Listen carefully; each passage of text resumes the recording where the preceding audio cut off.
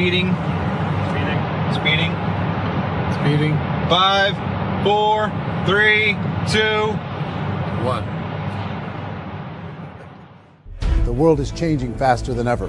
What used to take decades is now taking years or even months. What you see right now is the illusion that people have had for many decades about the workplace being this secure place to work the rest of your life. For the first time in the history of our nation, our children will not do as well as us. We've seen our friends get laid off. We've been laid off. We've had our pay cut. People are overworked and underpaid. They seem to have less time and less freedom.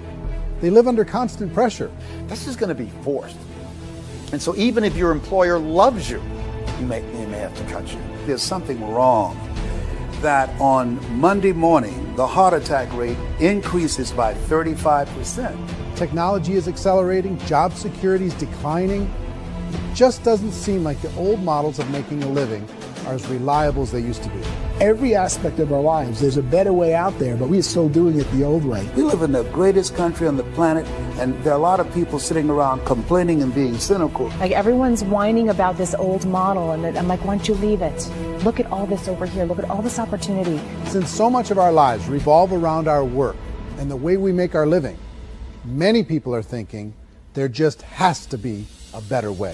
The biggest challenge facing our world today is not making money, is what are we going to do with all the displaced, unemployed people? People are afraid that they're going to make the wrong decision. People are afraid of the unknown. People are afraid that maybe I don't have the skills. Hey, sports fans, industrial age is over. It's dead. It's dying. That's why going to school to get a job is an obsolete idea. A steady paycheck is an industrial age idea.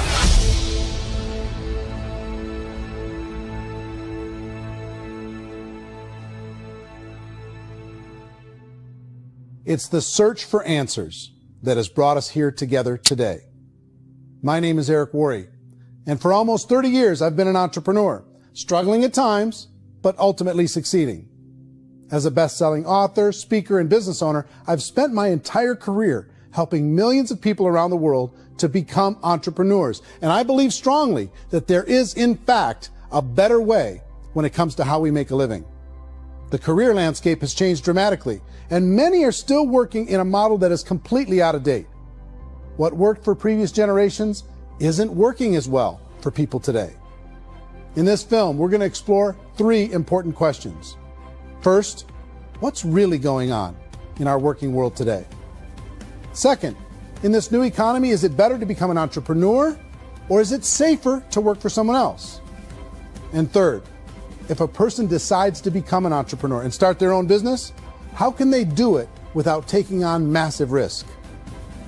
To help in this journey, I've brought together some of the greatest experts and thought leaders in the field of entrepreneurship to share the real facts with you. My intention is to give you new information that will allow you to make choices that are not limited by an old, outdated model. Let's start by understanding what's going on in our working world today.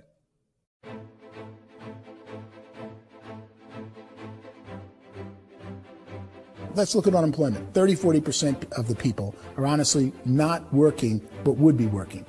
What our government does is if you haven't found a job in 6 months, we don't call you unemployed. We pretend you dropped out of the labor force. I've often said that unemployment, particularly structural unemployment, that's unemployment due to technological changes, is the first sign of economic growth. Think of it, 10 people live on an island. They go out every day and fish. One day, new technology shows up. A missionary brings them a net. Now, using the net, one pilots the boat, one throws the net. 2 fishermen can do all the work 10 used to. That's a 500% increase in productivity, 2 doing the work of 10, in one day. You don't have to learn a lot to learn how to throw a net instead of throw a fishing line. The island's got a big problem, 80% unemployment. But the island still has all the wealth of the fish because the 2 people produce as much fish as 10 did. Now, of course, looking back in history, these changes used to take thousands of years. And during that time, we went into farming and transportation. Some of us became doctors and some teachers and lawyers, and we developed all these new professions and new manufacturing jobs. Today, these changes are occurring literally in one day when a new technological advance occurs, and we don't have the social structures to deal with it or to retrain the unemployed people. So one of the things that I think is interesting as I travel across the country and really travel around the world is the way that we work and the way we get paid for work is changing pretty dramatically. On a global basis, everything is being turned upside down because of the rapidly advancing technologies. They are eliminating many jobs, and we have been left with many people not prepared for the jobs that exist. A lot of demand in public companies was to squeeze out all the fat and to get just as much margin as we possibly could, and fat equals humans. So this idea of job security in information age is so obsolete, but it's still taught inside our school system. And that's where the problem starts. There's no financial education in the school system, and people are still trained to be employees who work for that paycheck. This is a chart on the middle class. What's happening in the middle class, those that went to school, their incomes have been coming down for years. And parents still say to their kids, go to school, get a job. Now what happens to all those middle class people who are dropping off the ends of the chart? Well, they become what's called working poor. And this is what happens to working poor. But they say poverty is ending. Well, poverty may be ending, but working poverty is going up. And this is food stamp usage. So food stamp usage in America is going through the roof right now because people cannot earn what they call a living wage. Most people have experienced financial pressures that I think are probably greater than they have been in the past. If you're not working for yourself, then it's going to be a pretty hard road for a lot of people. Today, if you're going to control your future, the 40-40 plan is gone, where you can graduate from college and get a job and work for 40 hours a week for 40 years. That day is gone. So some of these charts actually tell you what's going on. And this is a really interesting one, you know. People are going back to school because if I go back to school, I'll get a nice job. But this is what's happening to, it's called Sallie Mae, which is the student loan guys. Student loan is going through the roof. It's now over $1 trillion. And student loan debt is worse than credit card debt. So when people stopped using credit card, the government got people into student loan debt. And the problem with student loan debt is you can never be forgiven. See, with credit card debt, you can declare bankruptcy and then all's forgiven. But student loan debt, you can declare bankruptcy, you still owe it. It's the worst of all debt. But this is the next picture. Look at this chart here. This is what's happening to wages of college graduates. It's going down. So you go to college, you rack up all this debt, but you earn less money. Now, that's not that intelligent. Average person who's been working a lifetime in America today is ending their lifetime at 65 with about $41,000 in assets. They earned just enough to survive. I think in the United States we have something like 17 trillion in debt. That's just the federal government debt. We got another 2 in municipal and in other, let's call it almost 20 trillion government. We've got 40 trillion in private debt. That comes up to close to 60 trillion. When you then add something we never had before, what you were talking about, when we look at the unfunded portion of Social Security and primarily Medicare, Medicaid, that, at the most conservative estimates from outside firms, Kleiner Perkins, 67 trillion and growing. That's more than all our other debt. There's less conservative estimates that say it's 84 trillion or higher. I added up conservatively $127 trillion in total debt. Debt is a financial drug. When you take it to excess, it's like taking a drug. Yeah, it makes you feel better, it enhances your performance, but at a huge cost, eventually it kills you. And so that's what happens. We keep doing more and more debt, and you get less and less results, just like a drug, until the debt gets so high that it crushes the whole system. That's where we're at, 8.2 times GDP. You know who I feel sorry for? I feel sorry for the person who dreads going to work, who is sick to their stomach on Monday morning, who hates their alarm clock, who gets a little glimmer of hope on a Wednesday because it's hump day and says, thank God it's Friday. And they live for those 2 days a week where they get to be themselves and they don't have to be around people they don't like, and they don't have to play the political game in the office, and they don't have to live this half life. The person that works 50 weeks a year just to be able to have the 2 weeks for vacation. And you know what happens to most of them nowadays? They don't have a vacation. They have a staycation. They have time off of work, but they don't get to go where they want to go because they're overextended. They've got all this debt. They got all this situation. They hate their alarm clock. They can't sleep until they're done. They have to spend most of their life in traffic. I feel sorry for that group of people because there's a better way. They just don't know it. I see this really interesting attempt at rugged individuality in a 6x8 rectangle. And I feel like you're all the same, except for the little push pins of the pictures. There's different pictures. Yours is named Jenny and his is named Sujara, but it's the same people. And this is how they are, and they're just like the zombies, and there's no joy in there, there's no fun. There's always like the wacky woman who decorates her cubicle, and that's the most she can do there. You got to give her credits, right? The wacky cubicle woman. The basis for their life is worry. I'm worried, you know, maybe I'll get fired. I'm worried maybe my company will go out of business. I'm worried I can't keep spinning the plates on paying the bills. I'm worried about how do I send my kids to college. I'm worried, what if the transmission of my car breaks? That's, you know, 2 or 3, I can't fix it. People live in a sea of worry, and it eats at them. Those signs that people held up during the Depression didn't say looking for gainful employment in a cubicle. It said looking for work. Work is what we're looking for. Job is just a unit of measurement. Work is what we're going after. It's time to look in the mirror and say, it's not the economy, it's my economy. It's my little world of where I am. I need to improve. I'm not going to wait for the economy to come back because, frankly, the economy is doing great in this country. So I'm here on Wall Street, the financial center of the universe, the financial capital of the world. This is where most people's money goes to at least be held for a time, right? With interest rates in banks being effectively zero, and many experts are predicting it's going to stay at zero for the next 10, 20, even 30 years, people feel like they don't have any choice but to put their future into equities, to put their future into the hands of other people on this stock market, and hope that the stock market goes up, hope that the stocks that their advisors pick or that they pick goes up. That's one way to go, I guess. It's my personal belief that if you put your future into the hands of yourself, in other words, you have earning power by yourself, I think you're a better investment than these guys.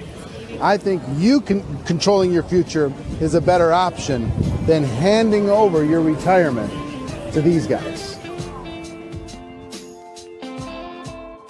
The average household income in the United States is approximately $50,000 a year, what they call the middle class. To reach the top 25% of income earners, you need to earn at least $90,000 a year. To reach the top 10% would be a household income of $140,000, the top 5%, $190,000, and to be in the top 1%, you'd need a combined household income of at least $380,000 a year. So here's the question.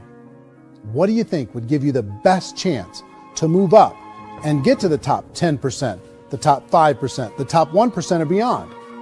In my opinion, and in the opinion of many, many experts, the answer is to become an entrepreneur, to become your own boss. I think you have to be a business owner. I can't, the only time I ever say to someone it'd be great to be an employee is when they've already told me they've surrendered. I only tell people who are wounded spiritually that they should be an employee. And it's that feeling that you get when you pick up the backpack off the little Cub Scout and say, "Don't worry, little guy, we'll get you back to the camp."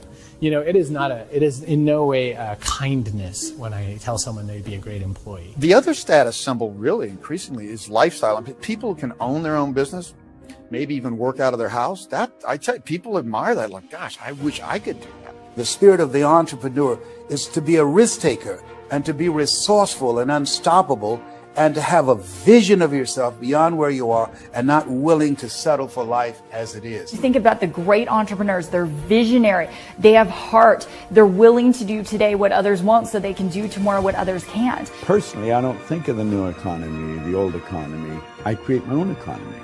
The entrepreneur's in control. I decide what the economy is going to be like. In the world of entrepreneurship, there are no limits. you can make as much as you want, depending on how much you want to work and how smart you are and how great a team you put together. There's no more lifetime rewarding business than being an entrepreneur. Why in America, where anyone could be anything, would people want to give up their freedom and become effectively a modern-day slave, told shut up and be here every morning at 7:30, leave at 5:30, and do what I tell you? If people decide to become an entrepreneur and work for themselves, they have some traditional options, but they're riskier than you might think. Any kind of a retail business, retail build-outs, is extremely expensive. Even just these small little yogurt stores where they're putting little yogurt machines and you get all the different flavors, you're spending $200,000, $300,000, $400,000 to open a yogurt shop. I would love to buy a Dunkin' Donuts, but it's $500,000 or so to start. I don't quite have that just-in-case money. Risking lose it all, and most guys do 2 or 3 times, and even big guys like Branson, because I'm such a fan of his, half his companies don't work. If you make $1 million, your problems are going to go. If you make $1 billion, your problems are really going to go.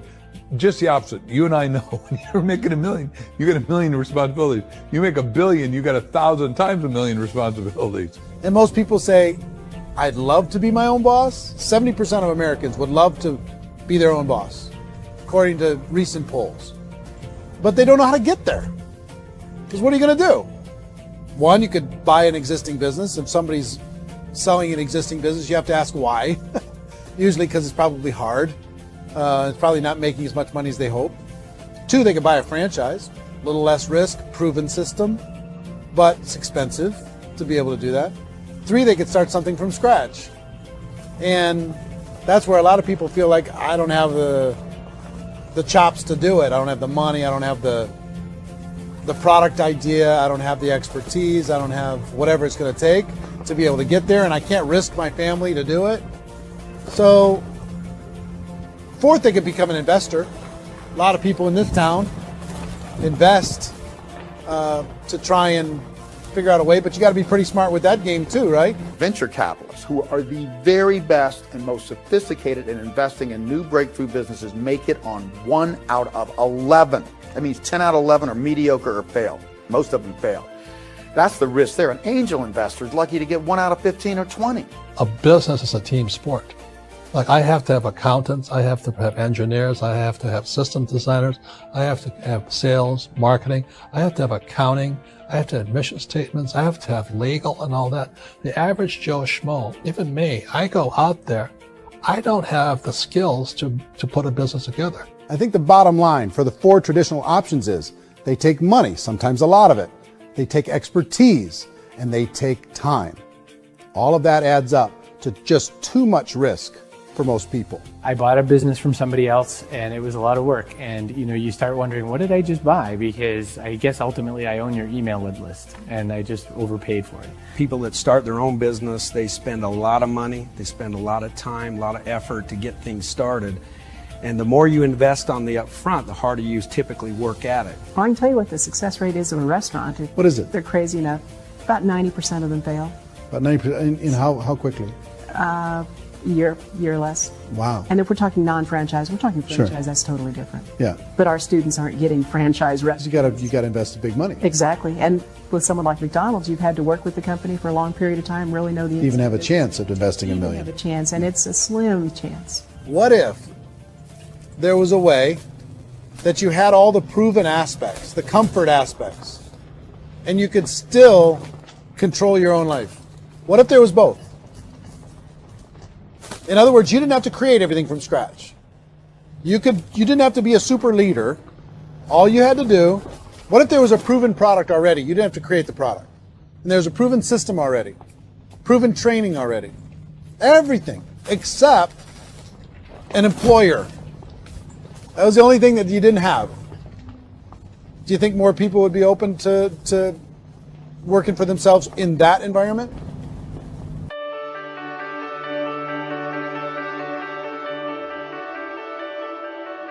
In our search for a better way to make a living, we've come to the conclusion that becoming an entrepreneur is actually safer than being an employee. And through our look at the entrepreneurial options, one particular path kept coming up from expert after expert. And I think most people will find it surprising because it's certainly a non-traditional business model. That model is for people to start their own business and become an entrepreneur through the creation of a network marketing business. Some people call it direct selling because the product is being sold directly from the manufacturer to the end consumer, cutting out the middlemen. Other people call it multi-level marketing, or MLM, because there are multiple levels of commissions paid. The most common term today is network marketing, because network marketing best describes using a large group of independent distributors, independent entrepreneurs, to move a product or service more efficiently. So my friend here, Donald Trump, and I, we always write about the network marketing industry. And the reason we support the network marketing industry is because it really is a business school for entrepreneurs. Because most people come out of school looking for a paycheck. Oh, that's terrible. I went to network marketing like that. I think if it didn't exist, we should invent it. It is that good. I think direct selling is a great way to do business today. It's very easy to get into that industry, and you can be self-employed, be, in effect, an entrepreneur. When we see multi-billionaires adding network marketing companies to their portfolio of companies, that would be a clue. When we see people who are very famous authors and very famous business people endorsing the industry, that would be a clue. These network marketing companies aren't $50 million companies. They're billions and billions of dollars. They lead the stock market. They're major companies. When we're going to get it? You know, and you're going to school to work for a paycheck. But if you want to be rich, be an entrepreneur. And network marketing gives you the spirit to be an entrepreneur. A traditional company will spend up to 50% of their total revenue on marketing. Network marketing companies use a different approach. Instead of having all that extensive marketing expense, they utilize a network of independent distributors to do the marketing for them. Now, why do they do this? First, because word-of-mouth advertising is so much more effective today than traditional media advertising. Second, some products need to be explained or demonstrated, and an independent salesperson can do that more effectively than an ad campaign. Third, it's completely efficient. The company only pays for the marketing of their product if a sale happens and not before. Imagine if Amazon allowed you to become an independent distributor and paid out 40% of its revenue to that distributor group.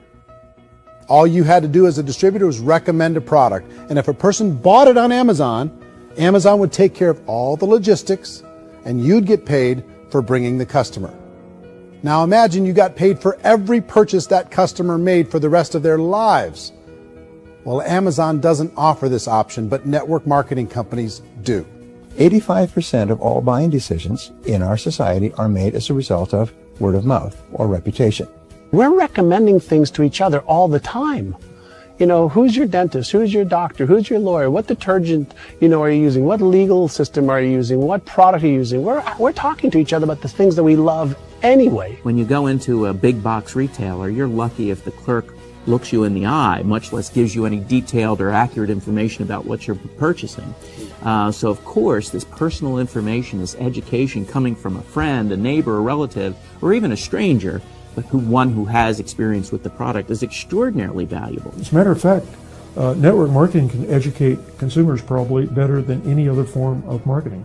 It certainly can do better than advertising, because advertising usually has a certain hype to it, and you can only get limited information. So, network marketing trumps advertising. If you were a typical sales company and you wanted to sell $1 million a month worth of product, you might go find 100 superstar salespeople. The quota would be $10,000 a month. So network marketing as a distribution system just flips the numbers. So we use 10,000 happy, raving fans of a particular product, and we don't concern ourselves so much with how much product each one of them individually sells. If they sell just $100 or $200 a month, and there's 10,000 of them, you're selling $1 million to $2 million a month worth of product. And that's the best way I can explain how network marketing works. This is the marketing arm of the company. There's not money being wasted on bricks and mortar. There's not money being wasted on inventory that's sitting stagnant somewhere. There's not of employees standing around that don't have customers. These are people that are going to connect with customers. These companies allow people to become independent distributors for extremely low cost and with no minimum time or sales quota. Essentially, they own their own business and can provide as much or as little sales as they choose. In other words, the distributor gets all the benefits of traditional business ownership without the risk. The advantage of network marketing is the ease of entry, the low risk, and the low startup cost, because almost everything else has very high risk. You can get in for a minimal investment. You're buying into a system that's already been proven, products or services that have been proven to work. The keys to network marketing is providing an opportunity for the masses to get involved, providing an opportunity for the average person who doesn't have the resources to start their own business. All of this so far is fairly straightforward, but network marketing offers another benefit, and it's this benefit that makes it so interesting for entrepreneurs. Network marketing allows a distributor to build their own network of other distributors and then compensates them on the sales created by that entire group. Direct selling is, at its base, very simple. It's the sale of a product or service to an individual on a face-to-face, one-on-one basis, just the way we're talking right now. But there's an important element as well, and that's the offering in conjunction with that sale of product, the offering of an opportunity for someone to make something of themselves. No matter what your social status is, no matter what language that you speak, I mean, look how many unbelievable people are becoming successful that speak every kind of language out there. What an awesome gift to give the world. Instead of having to work your way up in a system and prove that you could be a sales manager, they just decided everybody can be a sales manager. Everybody gets to build a sales team from day one. And so what that brought into the system of growth as a direct selling company is the concept of compounding or geometric progression. Because now you can actually grow a sales force very quickly because everybody is enrolling people in their own sales force. People who are like, oh, this is weird, I'm building a sales team, or what do you think you do at a regular company? How do you think a regular company works? Network marketing is the only industry that doesn't say your past determines your future. It looks at your past and says, okay, now what can we train you to do so you can have a great future?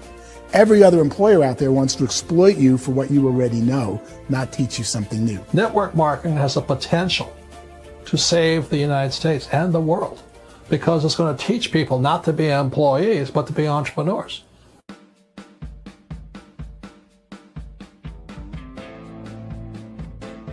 According to the Direct Selling Association, if you add up all the network marketing companies around the world, they combine to do over $178 billion a year in retail sales. To give you an idea of how big that really is, the NFL, the National Football League, does approximately $9 billion a year. The music industry does a little more than $16 billion a year, and the movie industry does about $80 billion a year. Using a conservative average, network marketing companies pay their distributors about 40% of that $178 billion in the form of commissions, which adds up to more than $71 billion a year. That's almost $6 billion a month. It's almost $200 million in commissions every single day. So it's certainly working, and people are making serious money in network marketing. With the growth of the direct selling industry over the last 10, 15, 20 years, we've seen a broader understanding of the channel. We have seen more and more people getting involved in the business, so our penetration in the marketplace has increased, and thus the understanding in the marketplace of who we are has increased. And we've seen non-direct selling companies look at the direct selling model and say, something's going on there. People are making money. Companies are being profitable, individuals are being motivated, product is being delivered to market. Maybe we should explore this. Some people think only the people at the top make money. Well, let's take a look at that as well. In the network marketing profession, there are roughly 500 people in the world who earn over $1 million a year. If you round that number up to $2 million a year, that adds up to about $1 billion a year. That takes the $71 billion paid out each year down to $70 billion. So where does the rest of the money go? The vast majority goes to part-time people making anywhere from a few $100s a month to many thousands of dollars a month. It goes to people who choose to make it a full-time career move and earning even more than that. Every day, people are using the money they earn through network marketing to pay off debt, have more fun, and improve the quality of their lives. Everyone I know in network marketing has been doing that since the 50s.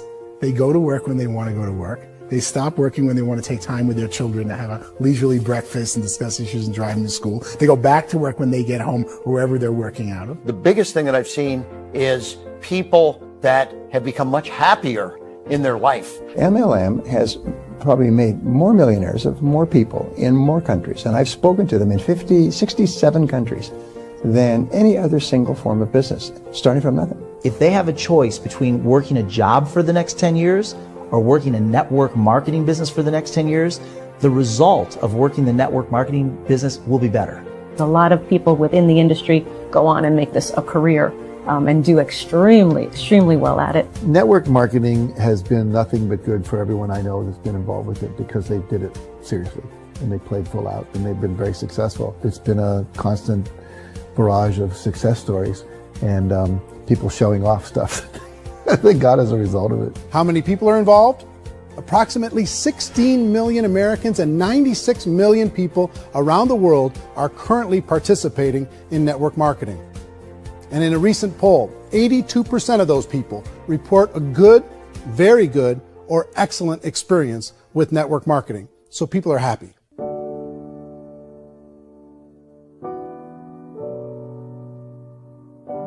So I've taken a look at the network marketing profession and really tried to understand why so many people are confused as to the validity of this as a business. One is this pyramid shape. People get really messed up with this pyramid. Oh, it's one of those pyramid things. So I just think there are a lot of haters out there who really don't understand the industry and say, oh, it's a get-rich-quick scheme. It's a pyramid. Well, corporate America is a pyramid scheme. You know what I mean? It goes like this. You have thousands of MBAs, let's say working for Ford or General Motors or Coca-Cola. If all these MBAs are all trying to get to here, that's a pyramid. Only one guy's going to make it. Every 10 years, one's going to make it. Whereas you look at network marketing, it's like this. So you're here, and your job is to develop other CEOs coming up behind you. So it's an inverse pyramid. In network marketing, it's a very simple concept. If you sell product, you get paid. It is paid based on production. There is no first mover's advantage. There is no investment component where the more somebody spends, the more they're entitled to make. So the two are polar opposites of each other.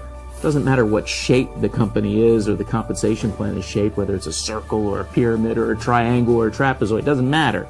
If compensation is coming primarily from recruitment, then you've got a problem.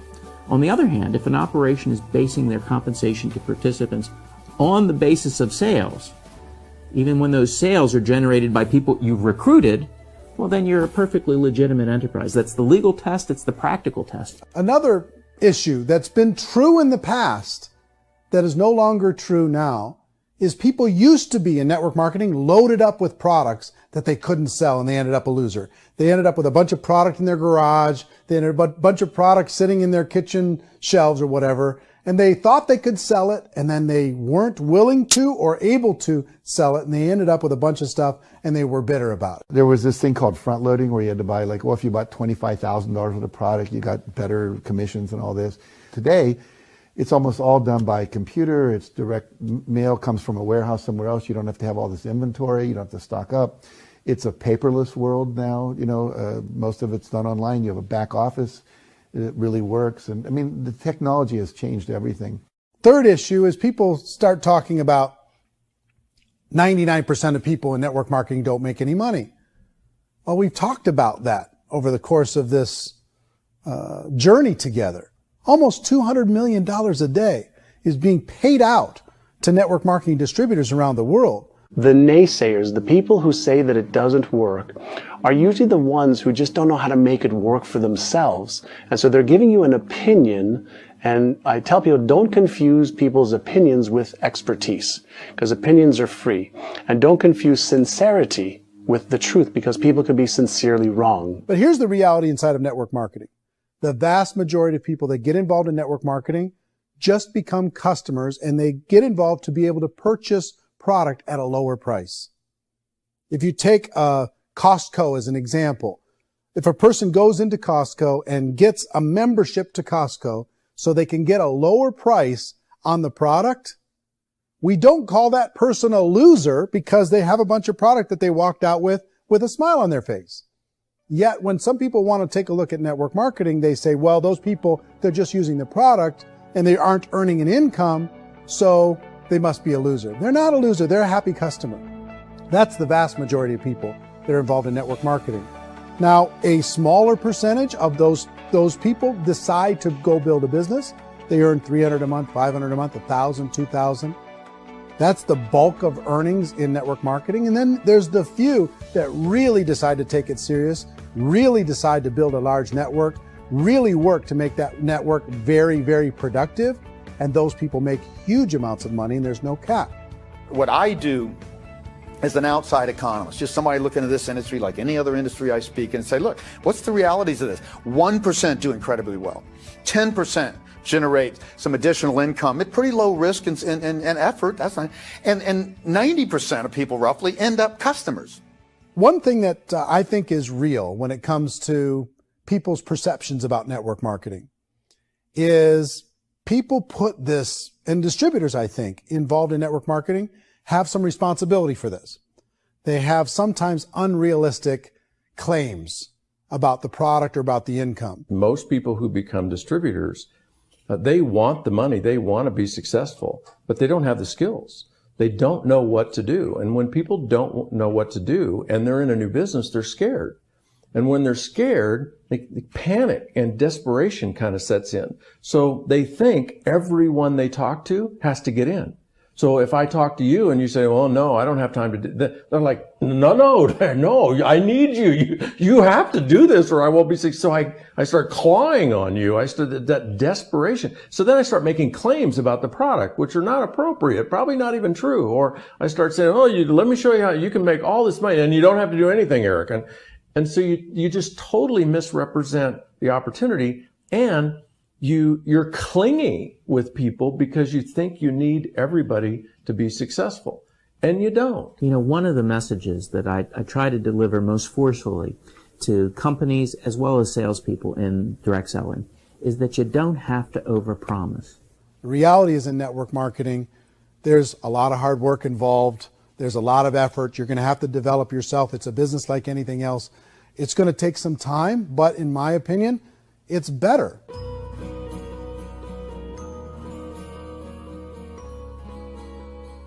It's light years better for people starting today than it was even 5 years ago. I think it's more widely accepted now, and people understand it is a business. It is being an entrepreneur. It is being a business owner. Our belief system is based upon our evaluation of something. And frequently, if we reevaluate a situation, our belief about that situation will change. The industry has changed and it's grown up. It's totally transformed. You've got young people today that have grown up with social media, and they understand networks. They understand how people are connected through technology, and they understand how money flows through those networks. So when they see network marketing, they don't see it the way their parents saw it. And we've all learned, the larger industry that you represent, has all learned from those mistakes and flaws and errors that have happened early on. Early algorithms didn't work the right way. That's all fixed. It's like when they design a computer program, they design the program, then they run it, and then they go back through and they debug it. The MLM industry has been debugged. This is the day of being virtual, being able to run a business from your mobile phone. I mean, it's incredible. Companies are getting smarter. They're implementing more consumer protections. They're implementing more compliance training. They're doing more with respect to product research. If you do get involved and you make purchases of inventory, even on a voluntary basis, if you decide that this business is not for you, you can leave and have that inventory repurchased by the company. There's no other business that offers that kind of protection on a voluntary, self-regulatory basis.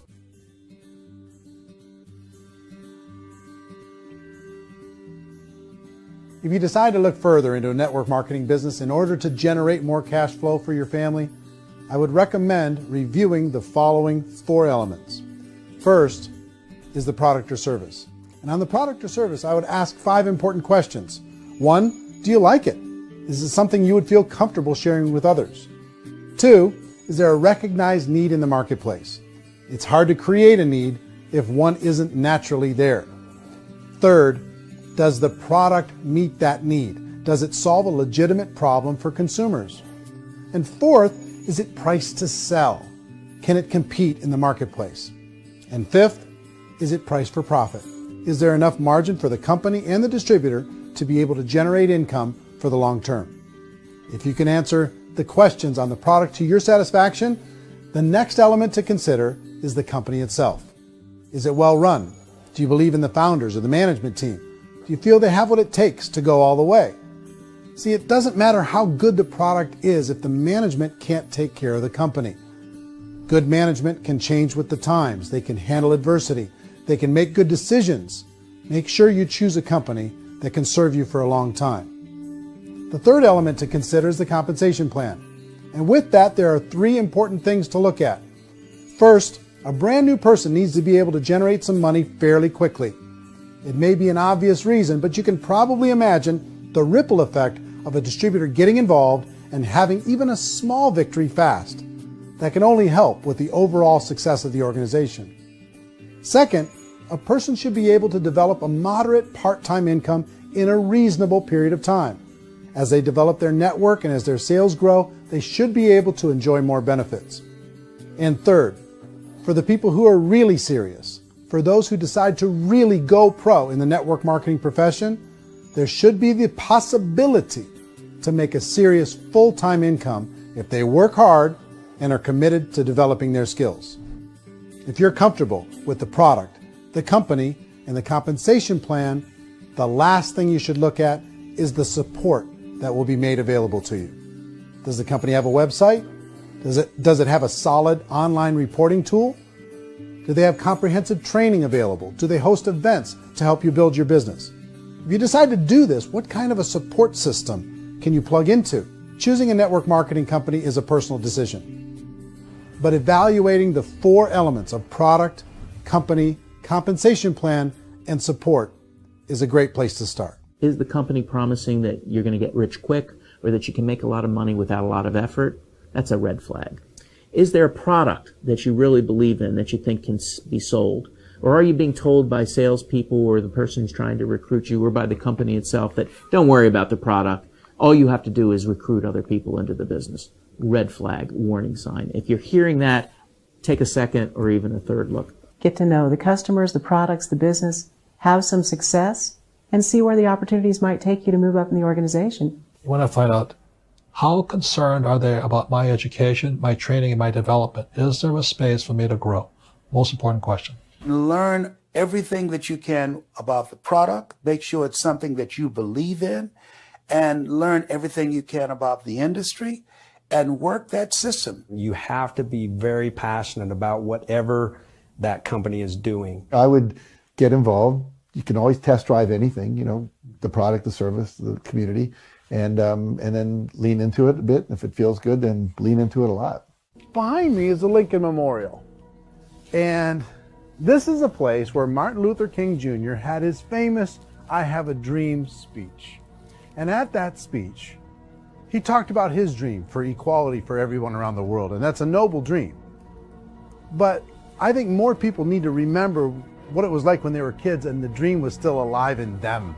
Before it got beaten out of them by reality, by this paycheck, by these responsibilities, and by having to live for this job to pay the bills. I think people need to remember that, go back to that. Once they know that there's a better way, I think their future is going to be much brighter. They can live a better life.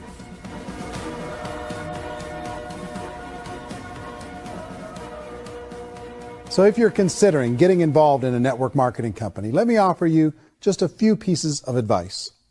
First, network marketing isn't perfect. It's emotional, it's challenging. Like any entrepreneurial venture, it can have its up days and its down days. But if you have an entrepreneurial bone in your body, it's just better. Second, if you're going to do it, decide to be professional. Decide to go pro. It's better to do that than just be this amateur sticking your toe in the water. Third, as any professional, you're going to have to learn some new skills. And I promise you, inside of the network marketing profession, they're not too difficult to learn. Fourth, like anything worthwhile, it's going to take some time. Don't expect that you're going to get to the finish line right out of the gate. And fifth, it's worth it. It's worth it to be able to take charge of your life again. It's worth it to be able to control your own financial situation. It's worth it for the people you're going to be able to spend time with. It's worth it for the things you're going to be able to see and the experiences you're going to be able to experience. It's worth it for the causes you're going to be able to contribute to, the lives you're going to be able to touch, the customers you're going to be able to help, the friendships you're going to be able to develop. I promise you, it's worth it. Remember, most people are searching for answers just like you are. But I do have to tell you the catch to network marketing. If there is a catch, if you want to understand this from an emotional point of view, people say, well, it sounds too good to be true. It's not. It's hard work. But here's the catch. Most people still don't understand it. So you're going to have to endure the loss of social esteem from ignorant people. The uneducated will think less of you. Now, if you can handle that, you're on your way. If that's going to destroy you, you know what? Entrepreneurship in general probably isn't in your future. If you can face that catch, you can become unstoppable. I want everyone to really contemplate this if they're not in network marketing. You're in a job, you probably have a mortgage, you have rent, you have debt, whatever's going on. You're in a prison. You work just hard enough to keep them from firing you, and they pay you just enough to keep you from quitting. Come on! I've been there, done that, and bought that t-shirt. In network marketing, if you run into failure, it's really just a homework lesson for yourself. There's no one to blame. You really have no excuse not to be successful. You just don't. People don't want to hear that, but there's so much available to you. If you want to be a good network marketer, be a student to the people above you, be a fellow traveler to the people on the same level, and be a teacher to those below, and know when it's appropriate to do which. People who are not afraid of asking people to buy things, or not afraid of persuading people with a chance they may say no, these people own the future. Nothing happens until something moves. So you got to go move, you got to go do something, or nothing's going to change in your life. In the beginning, you're going to do a lot of things that you don't get paid for. But as you go down the road, you get paid for a lot of things that you don't do. And your job is rehabilitate the spirit, the entrepreneur spirit in all of us. You get it back. Either give it a strong yes or a strong no, but no wishy-washy, dilly-dally stuff in the middle. There's dreams and there are nightmares, but I believe that the biggest nightmare of all is when you don't pursue your dream. You're going to see some monumental growth in this profession. It's an exciting, exciting time to be involved with the network marketing profession. The next 10 years, I see just exponential growth. When that tipping point comes, it's not a matter of asking somebody, have you ever heard about network marketing? You're really asking them, which company are you building your wealth in? We are here to fix the world, to improve relationships with other people, to improve other lives. And the real reward comes as an entrepreneur in any level from teaching somebody something and watching them soar. There is no greater reward.